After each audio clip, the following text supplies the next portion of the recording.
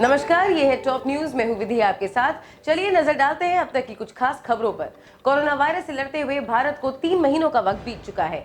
इन 3 महीनों में केस 34,000 के करीब पहुंचे, लेकिन मई की शुरुआत होते ही केसेस में तेजी से उछाल आया है। बीते 3 ही दिनों में ऐसा उछाल आया है कि कुल केस सीधा 42,000 के भी पार हो गए। इन 3 दिनों में 7,680 केस आए हैं, जो फिलहाल एक्टिव केसेस के 25 से ज्यादा हैं।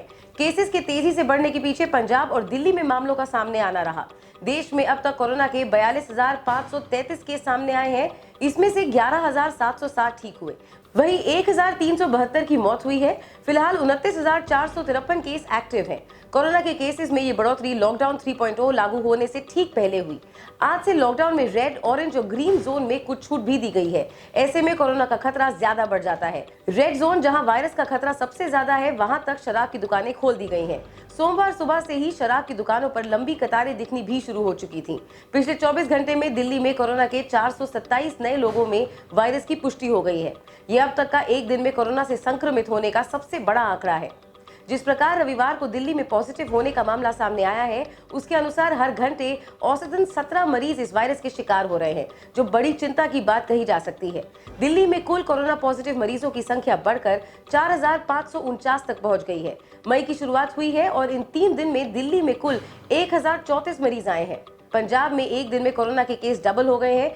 शुक्रवार को कुल केसेस की संख्या 585 थी, जो रविवार को 1,102 हो गई।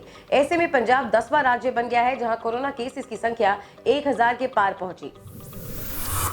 लॉकडाउन के तीसरे चरण में शराब की दुकानें खोल दी गई हैं। लगभग 1.5 महीनों से बिना शराब के जी रहे लोग इतने बेताब दिखे कि सुबह से ही ठेकों के बाहर लंबी लंबी लाइन लग गई। लेकिन कई जगहों पर लंबी लाइन और सोशल डिस्टेंसिंग का पालन न करने वाले लोगों पर पुलिस ने जमकर लाठियां बरसाई। ये नजारा दिल्ली के कश्मीरी गेट का है। यहाँ सुबह से ही शराब खरीदने के लिए लंबी लाइन लग गई थी, लेकिन जब लोगों ने सोशल डिस्टेंसिंग का पालन नहीं किया तो पुलिस को लाठीचार्ज करना पड़ा। इसके बाद भीड़ पर काबू किया गया। देश भर से कई ऐसी तस्वीरें सामने आ रही हैं। देश भर में केंद्र सरकार की अनुमति से दुकानें खोली जा रही हैं। केंद्रीय गृह मंत्रालय ने साफ निर्देश दिए हैं कि इस दौरान सोशल डिस्टेंसिंग का पूरा ख्याल रखा जाए। कई जगहों पर तो दुकानें खुलने से 2 घंटे पहले ही लोग लाइन में खड़े हो गए और अपनी बारी का इंतजार करने लगे। इस दौरान सोशल डिस्टेंसिंग का पालन करने के लिए दुकानों के बाहर बैरिकेड्स लगाए गए हैं और लोगों के दूर दूर खड़े होने के लिए पेंट से निशान भी बनाए गए हैं। कोशिश ये है कि दुकान पर आने वाले लोग कोरोना की महामारी से बचे रहें। सामने आई तस्वीरों में देखा जा सकता है कि कहीं लोहे की तो कहीं लकड़ी की बैरिकेडिंग की गई है। जगह जगह पुलिस भी तैनात की गई है, जिससे इस दौरान स्थिति ना बिगड़े और कोरोना संक्रमण ना फैले।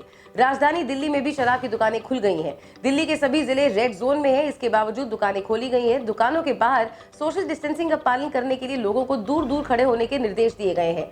साथ ही जमीन पर मार्किंग भी की गई है। कर्नाटक के बेंगलुरु शहर में शराब लेने उमड़ी भीड़ सोशल डिस्टेंसिंग ही भूल बैठी। कई तस्वीरों में लोगों को एकदम पास पास खड़े देखा गया। तमाम निर्देशों के बावजूद ना तो दुकान के बाहर कोई मार्किंग दिखाई दी गई, ना ही लोग सोशल डिस्टेंसिंग का पालन करते दिखे।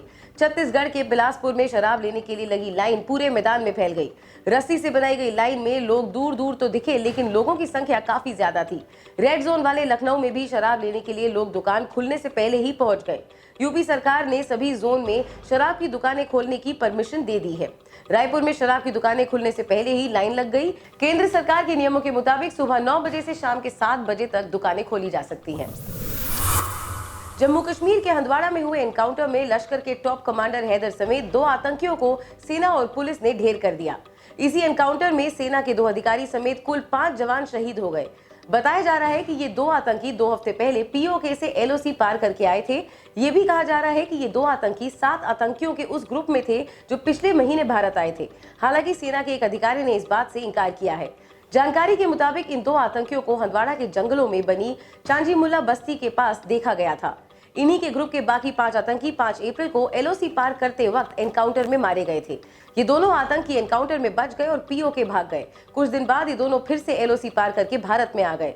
चांजीमुल्ला के स्थानीय लोगों ने कहा कि पीओके के हैदर और हंदवाड़ा के आसिफ रेशी को 2 हफ्ते से जंगलों में देखा जा रहा था।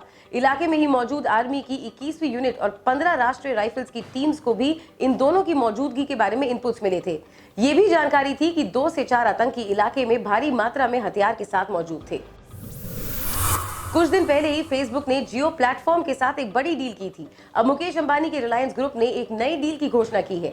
ये डील जियो प्लेटफॉर्म्स और अमेरिका के private equity firm silver lake के बीच हुई है। ये डील 5,656 करोड़ की है।